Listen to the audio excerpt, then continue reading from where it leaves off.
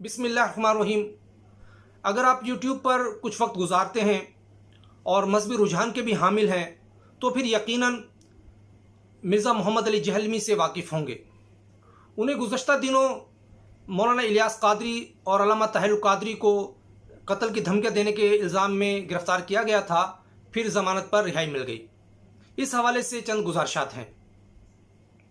पहली बात तो ये है कि मिर्ज़ा साहब के हवाले से दो गिरोह नुमाया हैं। कुछ लोग तो वो हैं जो उन्हें चाहते हैं, उन्हें पसंद करते हैं, उनकी बात को प्रमोट करते हैं। उनके ख़्याल में जहलमी साहब एक पढ़े लिखे शख्स, आलिम फाजिल शख्स हैं। उनकी बात में वज़न होता है और वो जो बात भी कहते हैं मुस्तनद हवालों के साथ करते हैं। दूसरा गिरोह वो है जो इसके बिल्कुल बरक्स राय रखता है। उनके ख़्याल में जहलमी साहब का मुताला बहुत सतही है और वो किसी साजिशी थ्योरी के तहत काम कर रहे हैं। अब बात यह है, हम इस पर उनकी तालीमात के हवाले से बात करने से पहले ये देखना चाहेंगे कि उनकी शख्सियत की जो तामीर है वो किस तरह से हुई है, क्योंकि शख्सियत के मुतालिक के लिए ये एक बहुत अहम चीज़ होती है। जहलमी साहब ने अपनी वीडियोस में जो कुछ बताया है उससे ये ज़ाहिर होता है कि उन्होंने एक तवील अरसा प्रोफेसर रफ़ीक अख्तर साहब के साथ गुजारा। आपको मालूम है कि वो एक सूफ़ी स्कॉलर हैं। फिर वो जहलमी साहब गामदी साहब की फ़िक्र से भी मुतासिर रहे। इसके बाद वो मौलाना इलियास कादरी साहब जो बरेलवी मकतब फ़िक्र के एक बड़ी जमात के सरबराह हैं, दावत इस्लामी उनकी तंजीम है, तो जहलमी साहब उनसे भी मुतासिर रहे। लेकिन सबसे ज़्यादा उनकी जो फ़िक्र पर असर है वो शेख ज़ुबैर अली ज़ई साहब का है, जो अहले हदीस के बहुत बड़े आलिम थे। हज़रों से उनका ताल्लुक़ था और 2013 में उनका इंतकाल हुआ है। जहलमी साहब ने अपनी वीडियोस में इसका हवाला भी दिया है, इब्तदाई वीडियोस में। गो के शेख जो ज़ुबैर अली ज़ई ने उनसे इज़हार ला ताल्लुक़ी भी किया था। अब इन तमाम चीज़ों से, यानी प्रोफेसर रफ़ीक अख्तर की सोहबत, फिर गामदी साहब के नज़रियात, फिर मौलाना इलियास कादरी साहब की रफ़ाक़त या उनके नज़रियात से मुतासिर होना, फिर अहले हदीस जिन्हें गैर मुक़ल्लिद भी कहते हैं कि उनके साथ होना, तो इन तमाम चीज़ों से उनकी एक जहन साजी हुई है। अब अगर हम उनकी तालीमात की बात करें तो उनकी अगर हम इब्तदाई तालीमात देखें जहलमी साहब की, तो उनकी तमाम वीडियोज़ फ़िरका वाराना मवाद पर मुश्तमिल हैं और ये वो चीज़ें हैं जो अहले हदीस मकतब फ़िक्र में बहुत नुमायाँ हैं। मिसाल के तौर पर कि तरावी की रकत कितनी है, 8 है कि 20 है, हाथ कहाँ बांधने, यहाँ बांधने हैं, नाफ पर बांधने, नाफ के नीचे बांधने हैं, रफ़ा-ए-यदैन करना है, नहीं करना है, इमाम के पीछे सूरा फातिहा पढ़नी है, नहीं पढ़नी है, आमीन ऊंची आवाज़ से कहने है, नीची आवाज़ से कहना है। तो इस तरह की चीज़ों पर उनका ज़्यादा फोकस है। तो यही वजह है कि जहलमी साहब के जो इब्तदाई मुतासिरीन कह लें या जो उनके हामी कह लें, वो सब के सब गैर मुक़ल्लिदीन हैं। अहले हदीस मकतब फ़िक्र से उनका ताल्लुक़ है और अहले हदीस मकतब फ़िक्र ही ने इन्हें प्रमोट किया है। उन्होंने इनकी वीडियोज़ को फैलाया क्योंकि वो उन्हीं के मुताबिक सारी बातें करते थे। और आप ये जानते हैं कि चूँकि अहले हदीस मकतब फ़िक्र की राय ये है कि इमाम जो फ़िक़ही इमाम हैं उनकी पैरवी ज़रूरी नहीं है, तो उनको इस लोगों को इस पैरवी से हटाने के लिए ज़रूरी है कि जो फ़िक़ही इमाम हैं उनके बारे में मनफी राय बनाई जाए लोगों की। तो इसके लिए फिर वो इस तरह की इबारतें ढूंढते हैं, इस तरह की चीज़ें लाते हैं। जैसे इमाम अबू हनीफ़ा ने अगर कोई बात की है, इमाम अहमद बिन हंबल ने कोई बात की है, इमाम शाफ़ी ने, इमाम मालिक ने, तो फिर उनकी मुतनाज़ा तहरीरों को उजागर किया जाता है और ताकि उससे फिर लोगों में उनके ख़िलाफ़ एक जहन बनता है। जब उनके ख़िलाफ़ जहन बनेगा तभी लोग उनसे पीछे हटेंगे और जब पीछे हटेंगे तभी वो अहले हदीस मसलक अख्तियार करेंगे। तो ये जहलमी साहब की एक फ़िक्र में है। अभी भी अगर आप उनकी वीडियोज़ को सर्च करें तो बेशतर उनका जो मौजू है वो यही सब के सब मसाइल हैं। उसके बाद उनका दूसरा जो बड़ा मौजू है वो है मुशाजरात सहाबा, कि सहाबा इकराम के दरमियान जो इख्तलाफात हुए हैं इस चीज़ को वो बहुत ज़्यादा हाईलाइट करते हैं। और इसी बात के ऊपर उनके शेख ज़ुबैर अली ज़ई से इख्तलाफ हुआ था और इसी बात के ऊपर उन्होंने इनसे इज़हार ला ताल्लुक़ी किया है और फिर अहले हदीस भी उनके ख़िलाफ़ हुए इन्हीं चीज़ों को देखते हुए। अब मुशाजरत सहाबा का मामला ये है कि ये एक ऐसा मौजू है जिस पर आप कोई भी नई बात कर सकते हैं और वो एक आम आदमी के लिए बहुत ज़बरदस्त चीज़ होती है, बड़ा इल्मी इंकशाफ होता है। تو اس سے لوگ متاثر بھی ہو جاتے ہیں کہ جی دیکھیں اس نے یہ بات کر دی، حضرت علی رضی اللہ تعالیٰ عنہ سے متعلق یہ بات کی ہے، حضرت امیر معاویہ رضی اللہ تعالیٰ عنہ سے متعلق یہ بات کی ہے، فلاں صحابی سے متعلق یہ بات کی ہے، یہ مسئلہ تھا، صفین کا مسئلہ یہ تھا، جنگ جمل کا یہ مسئلہ تھا فلانا. تو یہ اس موضوع پر چونکہ میدان بہت بڑا ہوتا ہے، ایک میدان بڑا ہے، دوسرا اس میں متنازع باتیں بہت زیادہ ہیں.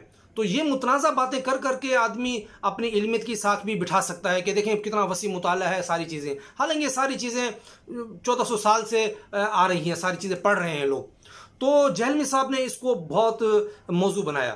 یعنی ان کی ویڈیوز کا آپ یوں کہہ لیں کہ 90% سے زیادہ حصہ یہ فرقہ وارانہ مسائل ہوں گے، جو فقہی فرقہ وارانہ مسائل ہیں، اور اس کے بعد کا جو حصہ ہے ان کا وہ سارا مشاجرات صحابہ کا ہے. پھر اگر ہم ان کی تعلیمات کو دیکھیں تو اس میں قادیانیوں کے حوالے سے بھی انہوں نے کچھ نئی باتیں کی ہیں. پرانی ویڈیو میں آپ دیکھیں تو انہوں نے قادیانیوں کے خلاف باتیں کی ہوئی ہیں. ابھی کچھ ویڈیوز ان کی آئی ہیں اس میں ان کے حق میں بات کی ہوئی ہیں. اسی طرح سے اہل تشیع جو ہیں شیعہ حضرات، ان کے حوالے سے بھی مختلف انہوں نے باتیں کی ہیں. مودودی صاحب کے بارے میں بھی کچھ حمایت میں بات کرتے ہیں تو لوگ اسے شیئر کر دیتے ہیں، پھر اگلی میں اس کے وہ خلاف بات کر دیتے ہیں. تو اس طرح سے ان کی ایک یہ فکر ہے، کچھ سمجھ میں نہیں آتا کہ ان کی رائے کیا ہے کن چیزوں کے حوالے سے. تو یہ ان کی تعلیمات کا ہے. اب میں اپنی ایک رائے دیتا ہوں آپ کو کہ میری اس میں کیا سوچ ہے. دیکھیں ہمارے پاس ایسا کوئی ثبوت نہیں ہے کہ ہم یہ کہیں کہ جی وہ کسی سازشی تھیوری پر عمل پیرا ہیں کہ کوئی انہیں استعمال کر رہا ہے. کسی پہ الزام لگانا یہ صحیح بات نہیں ہوتی. دوسری یہ بات کہنا کہ جی وہ کوئی عالم فاضل نہیں ہے، یہ چیز نہیں ہے، وہ لوگ خود دیکھ رہے ہیں ویڈیوز، خود اندازہ لگا سکتے ہیں. میں خود کوئی عالم نہیں ہوں، اور جہلمی صاحب نے بھی کسی مدرسے سے تعلیم حاصل نہیں کی ہے، اور نہ ہی کسی یونیورسٹی سے کوئی مذہبی تعلیم یعنی اسلامیت وغیرہ میں کوئی انہوں نے تعلیم حاصل کی ہے. بلکہ جو بھی ان کی اچھی بری جو بھی جتنی بھی تعلیم ہے وہ ان کے ذاتی مطالعے کی بنیاد پر ہے. خود وہ میکینیکل انجینئر ہیں اور ایک سرکاری ادارے میں بہت اچھی ان کی جاب ہے. تو اگر میں اپنی رائے کی ایک بات کروں تو ایسا لگتا ہے کہ عین ممکن ہے کہ وہ یہ سارا کام اخلاص کی بنیاد پہ انہوں نے شروع کیا ہو. شروع میں ان کے ذہن میں یہ بات ہو کہ اپنے مسلک کی بالادستی قائم کرنی ہے، یعنی اہل حدیث یا غیر مقلد کی. اس کے لیے انہوں نے مناظرے کیے ہیں اور بڑی اس طرح کی چیزیں ڈالی ہیں ویڈیوز پر. جب اور چیزیں سامنے آئی ان کے تو پھر عین ممکن انہوں نے یہ سوچا ہو کہ لوگوں کو قریب لایا جائے، مختلف مسالک کے لوگوں کو قریب لایا جائے. تو پھر کبھی وہ ادھر کی بات کی، کبھی ان کو یہ چیز اچھی لگی تو وہ اس کا اظہار کر دیا، کوئی دوسری چیز اچھی لگی تو اس کا اظہار کر دیا. لیکن اس سے نقصان یہ ہوا کہ ان کی ساری چیزیں ایک ملغوبہ بن گئی. تصوف کو انہوں نے بہت نشانہ بنایا. اس کی وجہ یہ ہے کہ چونکہ وہ رفیق اختر وغیرہ کے سے ہٹ کر آئے، اور یہ ایک فطری چیز ہوتی ہے کہ جب کوئی کسی سے ہٹ کر کسی بالکل اپوزٹ چیز پہ جاتا ہے تو اس کا رد عمل بہت شدید ہوتا ہے. تو تصوف سے ہٹ کر چونکہ وہ اہل حدیث بنے تھے اور اہل حدیث کی رائے بہت سخت ہے اس معاملے میں، تو انہوں نے تصوف کو بہت زیادہ وہ نشانہ بناتے ہیں. تو اس سے ایک عجیب ان کی ایک سوچ پیدا ہوئی ہے. تو اگر ہم ایک تو اس حوالے سے دیکھیں کہ ان کی سوچ میں کوئی ٹھہراؤ نظر نہیں آتا. اخلاص ہو سکتا ہے کہ ممکن ہے ان کا یہ اخلاص ہو کہ لوگوں کو قریب لایا جائے، لیکن اس سے قریب لوگ نہیں آ رہے بلکہ اس سے مزید اختلافات بڑھ رہے ہیں. اچھا، دوسری بات یہ کہ جب ہم کسی شخصیت کا مطالعہ کرتے ہیں تو ہم یہ دیکھتے ہیں کہ ان کی جو تعلیمات ہے اس کا اثر کیا ہو رہا ہے. یہ ایک بہت اہم چیز ہوتی ہے اس میں. ہم دیکھیں کہ یہ جو جہلمی صاحب کی جو ایک مجلس دکھائی جاتی ہے یوٹیوب پر، تو اس میں جو لوگ بیٹھے ہوتے ہیں وہ کہیں سے نہیں لگتا کہ کوئی علمی نشست ہو رہی ہے، بلکہ بعض جو ویڈیوز تو ایسی ہیں شاید وہ ایڈٹ کرنا بھول گئے اسے، کہ لوگ ہنس رہے ہیں ان کی باتوں پر. جو سامنے لوگ بیٹھے ہوئے ہیں وہ آپس میں ہنس رہے ہیں ان کی باتوں پر، اور ایک بالکل ایک جیسے غیر سنجیدہ ماحول ہے. تو بعض اوقات یوں محسوس ہوتا ہے جیسے لوگوں کو پکڑ کے بٹھایا گیا ہو. پھر یہ بات بھی اس میں اہم ہے کہ ان سے متاثر ہونے والے لوگ وہ ہیں جو عام طور پر اختلافات کو پسند کرتے ہیں. جی ہاں، یعنی وہ اختلافی باتوں کو ڈھونڈتے ہیں، اختلافی باتیں انہیں اپیل کرتی ہیں، تو وہ اس طرح کی چیزوں کو بہت پسند کرتے ہیں. یوں سمجھ لیں کہ ان کو ایک غذا مل رہی ہے جہلمی صاحب کے ذریعے. عملی طور پر اگر آپ دیکھیں گے تو بہت کمزور ہوتے ہیں اس طرح کے لوگ یہ اسلام پر جو عملی معاملات کے حوالے سے. لیکن بحث مباحثہ ان سے آپ جتنا کروا لیں، پوری رات بیٹھے بحث مباحثہ کریں اختلافی مسائل میں، عملی طور پہ کرنا کرانا انہوں نے کچھ بھی نہیں ہے. تو جہلمی صاحب کے زیادہ تر جو متاثرین ہیں، جو ان کے معتقد جو لوگ ہیں، وہ اسی طرح کے ہیں. میرے حلقے کے بہت لوگ ایسے ہیں جو جہلمی صاحب کو پسند کرتے ہیں اور وہ سب اسی طرح ذہنیت کے ہیں. تو اس طرح کا جو معاملہ ہوتا ہے کہ ایک شخص کی تعلیمات سے کوئی فائدہ نہ پہنچ رہا ہو، اس سے فرقہ واریت کو فروغ مل رہا ہو، مطلب آپ کہہ تو یہ رہے ہیں کہ جی میں فرقہ واریت کو ختم کر رہا ہوں، لیکن تجربے میں یہ آیا کہ آپ کی بات سے فرقہ واریت کو فروغ مل رہا ہے. اور سب سے بڑی بات یہ ہے کہ آپ یہ تو کہہ رہے ہیں کہ یہ بھی غلط ہے، یہ بھی غلط ہے، یہ بھی غلط ہے، یہ چیز بھی یوں ہے، یہ چیز بھی یوں ہے. تو صحیح کیا ہے؟ آپ لوگوں کو صحیح بات نہیں بتا پا رہے. میرے ایک دوست ہیں، مولوی صاحب ہیں، ایک مجلس میں انہوں نے کہا کہ یہ غلط ہے ہو گیا مدارس میں، وہ چیز غلط ہوگی، وہ چیز غلط ہوگی، وہ چیز غلط ہوگی.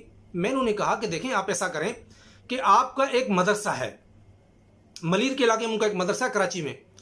میں نے کہا آپ اس مدرسے کو ماڈل مدرسہ بنا دیں، جو کچھ آپ کہہ رہے ہیں اس کے مطابق اس کو بنا دیں، اور پھر لوگوں کو دکھائیں کہ دیکھیں میں نے یہ درست چیز کی ہے اور باقی لوگ غلط کر رہے ہیں، تاکہ لوگوں کو فرق کرنے میں آسانی ہو.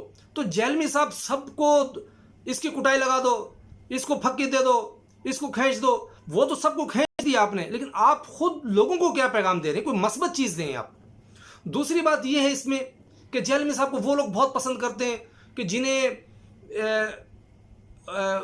خادم رضوی جیسی زبان پسند ہوتی ہے، کوئی سیدھا کر دو، پیندی سری اور فلانی وہ کسی نے وہ چھری اٹھائی ہوئی ہے، جو اس طرح کے مولویوں کو پسند کرتے ہیں تو وہ بڑے خوش ہوتے ہیں. وہ لوگوں کو بھی ترغیب بھی اسی طرح سے دیتے ہیں، یار جہلمی صاحب کی تقریر سنیں، وہ مولویوں کی ایسی کی تیسی کر دیتے ہیں، یار ان کی سنیں وہ بڑے بڑے لوگوں کو ایسی تیسی کر دیتے ہیں. مطلب ان کا تعارف اس طرح سے کرایا جا رہا ہے. تو اس سے آپ اندازہ لگا سکتے ہیں کہ لوگ ان سے کہ کیا سبق لے رہے ہیں یا لوگ ان سے کیا اثرات لے رہے ہیں. تو یہ کچھ چیزیں تھیں.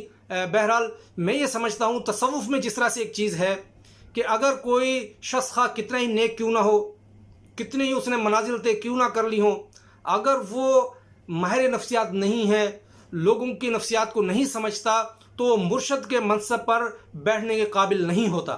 اسی طرح سے اگر کوئی شخص چاہے کتنے عالم فاضل ہو، وہ دائی ہو، وہ تقریریں کر رہا ہو، لیکن اگر اس کی تعلیمات لوگوں میں انتشار ڈالتی ہے، اس کی تعلیمات لوگوں کو کوئی واضح راہ نہیں دے سکتی، لوگوں میں صرف ذہنی طور پر لوگوں کو منتشر کر دیتی ہے، تو وہ اس قابل نہیں ہے کہ اس کی بات کو سنا جائے یا اس کی پیروی کی جائے. بہت شکریہ.